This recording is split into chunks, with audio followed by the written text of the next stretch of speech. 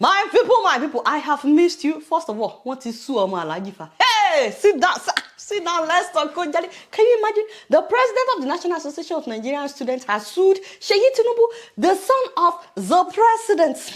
Remember the guy, or let me say the man, that said that Seyi Tinubu kidnapped him because he rejected 100 million naira to campaign for Tinubu's re-election? Benny, he's the one. And on the day of his inauguration, some thugs attacked and beat him up. He was badly injured. Remember? And then, the day after, Seyi Tinubu said that he did not know anything about it, that it's just the enemies of progress trying to defame his character. Remember? And then his family members said, they didn't know his whereabouts, so that the DSS went to the hospital and allegedly kidnapped him from the hospital. Remember? Bernie. Few days after Uncle, we saw an apology letter online, allegedly from the NANS president, in a Facebook write-up, claiming that he lied against Seyi Tinubu. Remember? And people were like, he's been doing everything by video. How come this one is a Facebook post? Well, my people, first of all, the guy is still allegedly at DSS custody. DSS here, bode. Is he in your custody? What did you arrest him for? Let us know as it is. Some Nigerians are talking. Hey, baby, you know Nigerians, they like to talk. They are saying that he was not the one that wrote the apology letter on Facebook, that they had collected his phone, that maybe it is the Seyi Tinubu's people that manufactured the apology. I said, Nigerians, hey baby, sorrow. I said, me, I don't know. Although, part of what he wrote on Facebook was that nobody attacked him at his inauguration.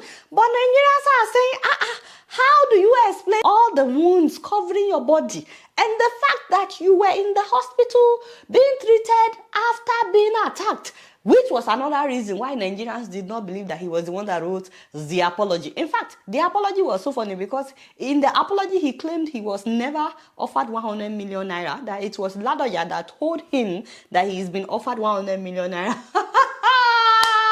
Ladoja, by the way, is the other president, the one that supports Seyi Tinubu. You guys know that they are still fighting over the leadership of NANS. Nigerians are also asking, how come Seyi never sued the guy for defamation? Especially because the guy said he kidnapped him. And Nigerians are saying, somebody said you kidnapped him. You did not sue the person. You are just saying it is the enemies of progress. In fact, in a turn of events, the guy, through his lawyer, he's now the one suing Seyi Tinubu. He's also suing the DSS, by the way. He said that they've kept him for weeks and they did not charge him with anything. And he's suing NTA bosses. So he's suing all of them for allegedly kidnapping and torturing him. And he's asking for 38.3 billion naira in damages. Oh, shit! But why 38.3? Why that point?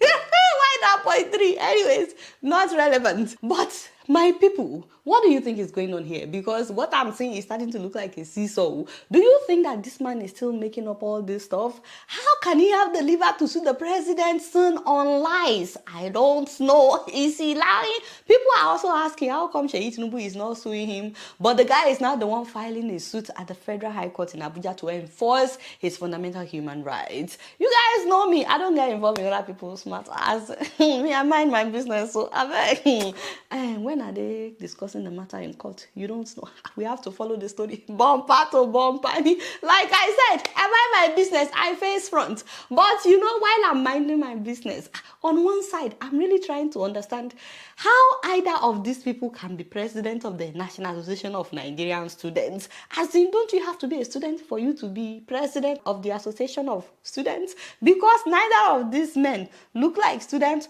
to me. I mean, I don't know their ages, but if I should meet, especially that uncle, then if I should meet him somewhere, my uncle Lenny, I would need that to greet him. Although, having said that, I'm aware that maybe they are doing PhD, I don't know. Because some people will take some time to raise their family and work before going back to school for their master's or PhD. So maybe that is the case in this equation. I don't know. Maybe somebody can enlighten us in the comment section. Are they doing PhD or... And some people may decide not to go to school until later in life. So I don't know what the situation is. So please, somebody should educate us in the comment section. Also, it's becoming obvious that instead of using the Student Association to voice the concerns of students, like to fight for better amenities on their campuses, like to fight against lecturers going on strike and fight against lecturers demanding for sex in exchange for grades, like to fight to make sure that they have running water, stable electricity on campus, like to fight to ensure security on campus so that bandits are not kidnapping people, you know. I mean, so instead of actually being a voice for Nigerian students, it's like these people are now aligning themselves with politicians to campaign for politicians. I mean, since when has the Association of Nigerian Students become persons of interest for the presidency or the president's son? Please make it make sense. So, because like I said, the way we are going, I hope that the student leaders will not be arranging for students or court members to work as thugs for politicians in this coming election. Edaku, remember your mandate. So, now speaking of Seyi Tinubu, I don't like what some Nigerians are doing. Why is it that some of you are circulating fake news that he was not allowed to shake the new Pope's hand? In fact, people are saying that he was bounced out of the Vatican. Meanwhile, President Bola Tinubu has met with Pope Leo XIV, and he arrived in the Vatican on Saturday following a formal invitation to attend the inauguration of Pope Leo. President Tinubu says the engagement was... Well, play it one more time. To attend the inauguration of Pope Leo. President Tinubu says the engagement was marked by... Okay. So I can see how that would look like they didn't let him shake the Pope's hand because he was not the one invited. But guys, there's always two sides to a story. In fact, three sides. There is his side, her side, and then there is the truth. And to know the truth in this matter, you have to watch other videos showing different angles. Seyi actually stayed behind to film his father shaking the Pope's hand. Yes, and then when he was done filming, I think he was just waiting for his dad when they told him that this is where he should go. So let me just say it as it is. The guy was not bounced. I think he was ushered to where he should go, you know, although I still don't know why he follows daddy everywhere. But in this matter, he was not bounced. Not very long. So when that video now went viral that Seyi Tinubu was bounced, Seyi supporters were upset. They believed that the obedience were the ones behind it. So they also started circulating the video of Peter Obi allegedly not allowed into the VIP, or is it the VVIP section?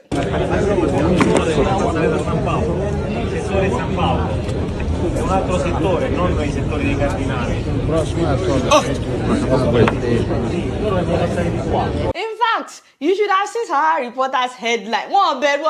They said how Peter Obi was bounced from VVIP section at Pope's inauguration over lack of required invitation pass. I said, Haba! Sahara reporter said, because, come on, there are pictures that he was later allowed to enter.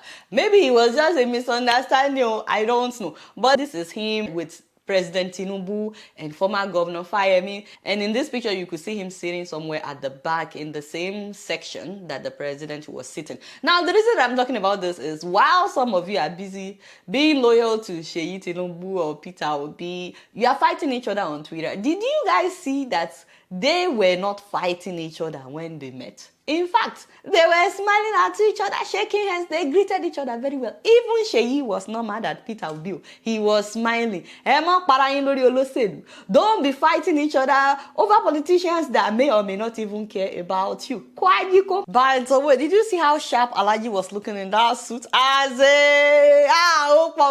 You were looking sharp, you were looking young. I beg, Alaji, whatever it is that you are doing, tell me that be a young girl.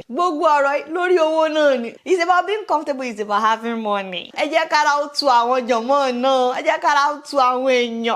the people also feel taken care of so that they can also be glowing. Now, speaking of caring about people, one of my mothers on this show cares so much for her husband that she wants all of you to help her celebrate his birthday all the way in Chicago, Illinois. A man of God, the pastor of Christ Tabernacle Apostolic Church, Pastor David Ojo. Oh, hey, daddy did not see this coming. I know your birthday has passed because I was traveling. Emma Bino, let me kneel down for you. Mommy really tried. But mommy says that she wants the world to know that you are a devoted husband, a tender father, a shepherd to many, and a man whose strength is matched only by his humility.